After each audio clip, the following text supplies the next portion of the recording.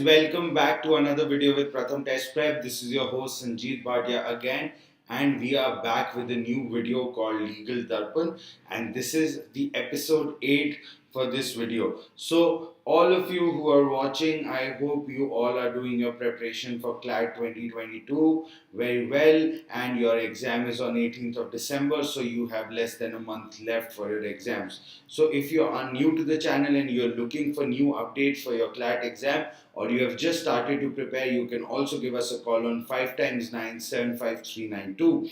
Now, coming to the subscription part, if you are not a subscriber of our channel yet, do make sure that you are subscribing to the channel by hitting on the subscribe button, and also don't forget to hit on the bell icon for all these regular updates. Now, we also are running a Telegram channel named as CLAT@Pratham, where you can see our recent activities, all the quizzes and updates that are being put up, and also any other quizzes that are coming up online will be uploaded on this channel. So do make sure that you give it a look. Now, coming to the first news for the day, that is that the first amendment to the Indian Constitution, that is that the Supreme Court of India has agreed to examine the plea challenging the expansion of restrictions to right to freedom of speech and expression that was put in place by the first amendment in the Indian Constitution. Now the petitioner challenged that this amendment damages the basic structure of the doctrine.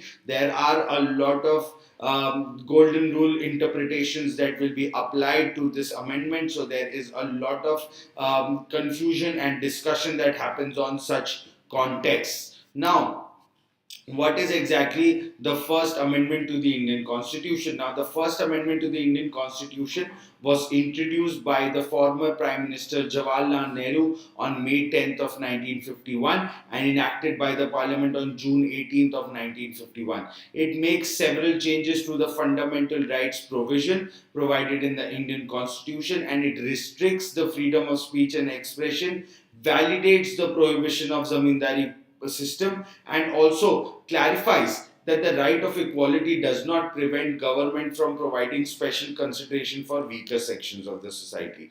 So these were basically 4 matters where the amendment was working, and this was done by the former PM Mr. Jawaharlal Nehru.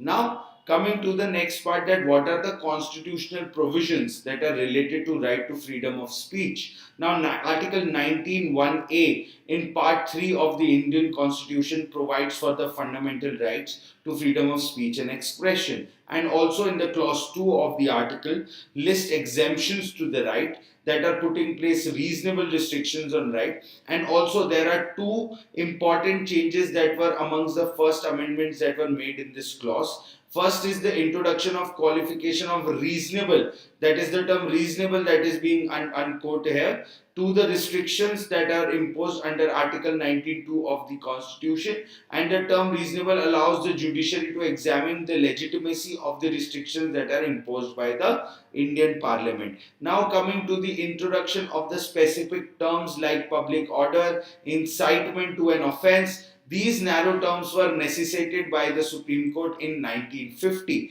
now which went against the state's power to curb free speech. Obviously, if you are trying to put restrictions on the freedom of speech and expression, that means that you are curbing free speech. Now, coming to the last part, that what prompted the first amendment, what were the reason that this was coming up. So there were 2 cases. The first was the Romesh Thapar case, and the next one was a Brij Bhushan case. Now, about the Romesh Thapar case, you need to know that there was a challenge that was made by the Madras government's ban on left-leaning magazine Crossroads after it criticized government's foreign policies. Obviously, criticism will be taken up in the Constitution, and also if you are curbing and putting such restrictions on a criticism, then it is not a healthy democracy. Now, majority opinion in the case disagreed with the government views that undermining the security of the state in Article 2 could be equated with public safety and maintenance of public order. Now, Justice Fazal Ali, on the other hand, dissented from the majority view and held that disruption of public order means undermining the state's security. So there have always been a debate and always been a verdict that is not being fully favorable of the cases that we are seeing right now. Now, what happened in the Brij Bhushan case was that during the case, the Supreme Court struck down Section 71C of the East India Punjab Safety Act, also that allowed the government to conduct pre-publication scrutiny of material that is prejudicial to the public safety or maintenance of public order.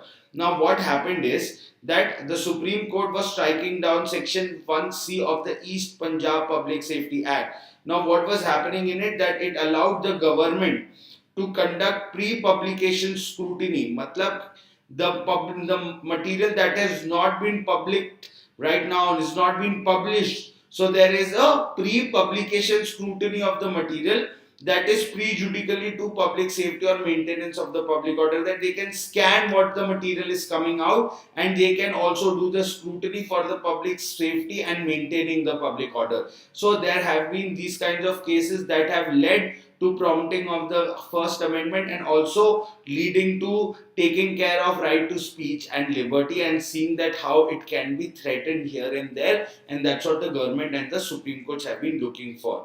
Now, the Supreme Court upholds the 10% quota for EWS, that is that with the 3-2 split verdict, the Supreme Court has recently upheld the 10% quota for people who are belonging to economically weak sections in admissions and government jobs. Now the EWS was introduced to provide reservation in the higher education and also in the government jobs to the weaker section of the society who are coming from economically backward classes. Now 10% reservation is applicable who are not covered under existing 50% reservation for scheduled caste, the scheduled tribes and socially and economically backward class, that is SEBC. Now 10% quota was created under Indian's Constitution 124th Amendment Bill. Now this bill took form of 103rd Constitutional Amendment Act, which was enacted in February 12, 2019. So it's a very, very recent act that you're seeing. Now, what is the impact of such a bill? So what is the bill impacting 124th? Now the bill states that it make limited reservations for direct employment and higher education based on economic criteria while not altering any other quota that is there, which is SC, ST and OBC. Now it makes changes to Article 15 and 16 of the Indian Constitution, while Article 15 prohibits discrimination on the basis of race, religion, caste, sex or place of birth. Article 16 bans discrimination in government employment. Now, what are the amendments that have been put up in Article 15.6 and 16.6 of the Constitution of India is to seek to upliftment of economically weak groups. They allow the state government to decide whether or not to provide reservations to the EWS category in the state government jobs and admissions in the educational institution. They mentioned Article 46 that advocates for the education and economic interest for the poor sections of the society, and definitely that is very, very true. Now, what was the verdict? Now, EWS constitutionality and its impact on the basic structure. These were the three questions that was focused on. If 103rd Amendment breaches the constitutional's basic structure by permitting government to make special provisions in relation to admission to private unaided institutions, and also if amendment breaches the basic structure by excluding SEBCs, OBCs, SCs and STs from the scope of EWS reservation. Now, in a split verdict, there were 5-judge bench that was headed by CJI Lalit and held that 103rd Amendment of the EWS is valid and does not violate the basic structure of the Indian Constitution. The EWS does not damage the essential features of the Constitution, and also 103rd Amendment cannot be repealed on the grounds of being discriminatory, though there is need for revisit of the reservation policy. Now, reservation should not exist for an indefinite period. We know that it shouldn't exist for an indefinite period, and Justice Ravindra Bhatt, who disagreed with the majority view on the validity of 103rd Constitutional Amendment, held that exclusion of poor from SC, STs and OBCs availing reservation under EWS category is also discriminatory in nature. So, the Chief Justice UU Lalit also agreed with this opposition verdict. Coming to the next News for the day, that is Madhya Pradesh is ready to implement the PESA Act, that is Panchayat Extension to Secluded Areas, right? So there are a lot of secluded areas that are there in Madhya Pradesh. So the formal announcement for the act was done on the November of 15, that is Jayaditya Gaurav Divas. That is what has happened. Now what is the PESA Act aiming towards? It is aiming towards self governance via traditional Gram Sabha in secluded areas of the country. It is mainly dominated by tribal communities. They were not covered by 73rd Constitutional Amendment or Panchayati Raj Act. Now, the PESA also aims to extend the provision of Part 9 of the Indian Constitution to secluded areas, right? And the act allows setting up of Gram Sabha for a village in the secluded area. Even Gram Sabha will act as an autonomous body that manages certain aspects of the secluded area. Now, especially the resource management. The Act also allows the Gram Panchayat to decide on matters that are related to miners' forest produce, land, and small water bodies along the implementation of government schemes. They will also maintain records of migrant laborers for elimination of the practices of bondage labor in secluded areas. So it has a much more deeper impact on the society, just rather than setting up Gram Sabha. They are also trying to eliminate labor, migrant labors, and bondage labor that is going on in these areas where there is exactly no governance at all. So that will help to make governance and run a body there also, so that everything is covered and there is a count of the kind of people who are living in such areas and what are the needs that can be fetched in the future also. Coming to the next part is that the draft for the Digital Personal Data Protection Bill of 2022 has come up very recently on 22nd of November. Now, the central government has released the draft of this new Digital Personal Data Protection Bill, and it will be introduced in the Indian Parliament by 2023. The first draft was proposed by Justice Sri Krishna Committee and was set up to provide recommendation on the new data protection law bill in India. The Lok Sabha passed the notion in 2019 to the Joint Commission of both the houses. Due to delays in COVID, it was delayed by December 2021. The Data Protection Bill 2021 was introduced by the government on the basis of the recommendations of the Joint Committee. However, the bill was withdrawn because of extensive changes that were proposed by the Joint Committee in this bill. Now, what is happening in this entire bill can be read on the website of this governance body, and also you can see that the data protection bill has come up with very new changes that will help you to understand how the internet is taking away your data and how you can be protected against it. That's what the government has planned under this bill exactly. Now, coming to the next part is that there are a lot of election commissioners who have called out on the short term. That means that they have left the office in very short terms. So the Supreme Court has recently asked the central government for the short tenure of the chief election commissioners. The 5-judge bench was hearing a plea on insulating the office of chief election commissioner and an election commissioner from political and executive interference. So if there are so many changes in the EC, that means that there is something going on. Now, coming to what does the Supreme Court say, that Apex Court has held that tenures of CC have come down from 8 years in 1950 to mere few hundred days after 2004. That means that only a chief election commissioner stays on his position for mere days or months, you can say 6 to 7 months.